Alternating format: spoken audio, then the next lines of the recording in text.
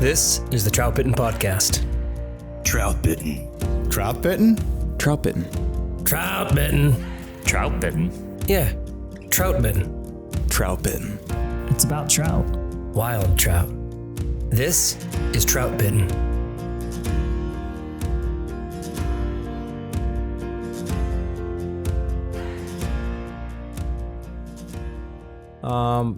There are a lot of other things, and I really like what you were saying there, Trevor, about like how fast you're fighting them. I mean, so let's dig into that. The survival of a trout after you put them back has everything to do with the speed that it's landed and released. I believe that wholeheartedly. Speed is the critical factor. Minimize your time with the trout, and that starts by fighting them fast and fighting them hard. What do you think, guys? Yeah, I think that's a really important point. And I alluded to this earlier, but I think it's good to have a plan for how you're going to fight fish the minute you hook up with a fish. And I see a lot of guys sort of act like it's the first time they've ever caught a fish when they catch a fish. And the fish sort of takes advantage of their position, whether that be the fisherman being upstream to the fish and having very little leverage, or whether it's the fisherman keeping the fish in faster water, keeping it high in the water column. And I think all those are things to maybe flesh out a little bit here. But I think there are important things that you can do from the minute you hook that fish that puts you in the driver's seat. Yeah. I think a lot of it comes down to experience, but also like proper education.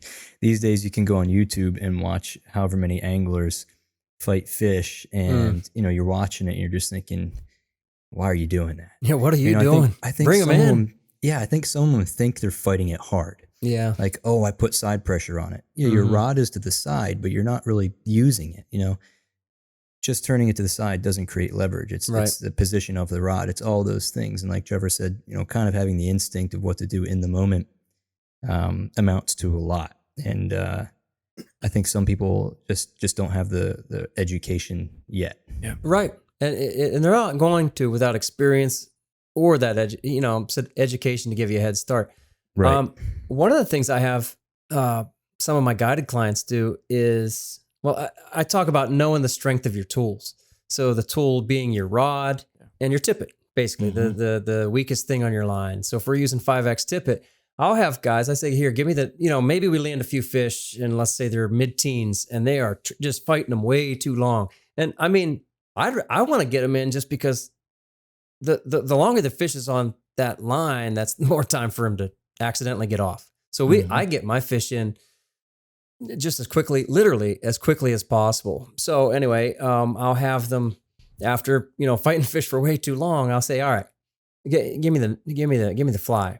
And I take that fly and I put it on like the loops of my hemostat. And then I hold the hemostat so I'm not going to get hooked. Anyway, I say, all right, start pulling.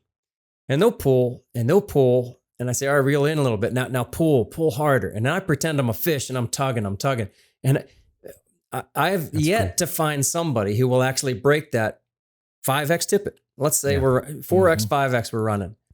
I have yet to find anybody who will break it. They say, I feel like I'm going to break the rod. And honest to God, I get very experienced anglers many times.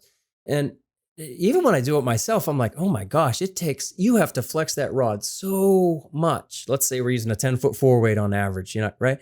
You have to flex it so much for that 5X tippet to break, that 4.5 pound tippet to break. And so most people do not know. I think it's fair to say most people do not know the strength of the tools in their hand, the rod and that terminal tippet. And so I do that on a regular basis. I just did that with Joey. Again, my oldest son, I did that with him not too long ago. He wouldn't break it either because everybody feels like they're going to do something bad. Nah, the tippet will just break. But I really think we should know the strength of our tools. How many times have you cast it up into a tree and gone to retrieve it and you can't get it out, and then you point your rod tip straight at it and pull on the line and you still can't get it to snap? Yeah, sure. Right. Like with that no always bend. shocks me. Exactly. Right. Yeah. Things are a lot stronger than we think. So we can fight these fish so much faster than we think we can, even when you're using 4X, 5X, or perhaps 6X. Yeah. Do you think there's a pride aspect or like a fisherman's tale aspect to fighting? Like, wow, how long did it take you to fight the fish? And if you tell, I mean, it's like, it took me about 5 seconds. Yeah. And it's just like it's a concession that it What must kind of not story have been is that big. Yeah. That's right. That's not exciting. Now, I don't know about pride, but yeah, I'm sure in some vein and in some anglers there's a pride aspect. But I really think most people think there should be some fight. Oh well, there's supposed to be a fight next. Oh, I hooked him, Right. and now Took me 2 minutes to get him in. Right. And Yeah. well, we had a friend who used to send us GoPro videos. He'd go out west, he'd fish, and he'd send us GoPro videos of like 15, 16-inch rainbows that he would fight for 5, 6, 7 minutes. And we'd be going, just bring him in. Just bring him in. Yeah. You know, well, he got downstream of me. Don't care. Lower the rod to, sideways. So yeah, go ahead. So the downstream thing. So I think the biggest key to landing a fish quick is closing distance. There Hook you that go. fish. That's awesome. Hook the fish and get on them. Like don't hook them and sit back and admire. This is a nice fish, and then panic. Right. Where I think a lot of the times it's just hook them, roll his head a few times, and get on him until he makes a mistake, and then have a net with a good hoop in it, and roll him over a few times and get his head up and put the net on him. Don't the further you are away from the fish, the less chance you have of getting him in a net. There you go. Honestly, Bill, Bill fights fish faster and harder than, I don't know, just about anybody that I've seen. So I see what you are saying.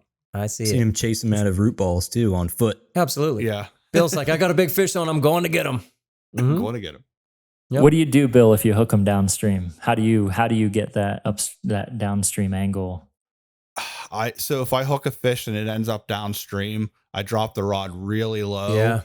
And then I haul ass. Yeah. Go get him. I go get him. It's, sometimes it's easy if it's a, 20-foot wide stream, but if it's a, 200-yard wide stream, and got big boulders, it's not so easy, but you're never gonna, it's either, the waiting staff honestly has made a big difference. It does, I think. Yeah. It makes you faster. I always thought the waiting staff was for old guys and it would slow you down. Yeah. I made fun of you for a while and I got one. I know. But no, I think it speeds me up. Now, like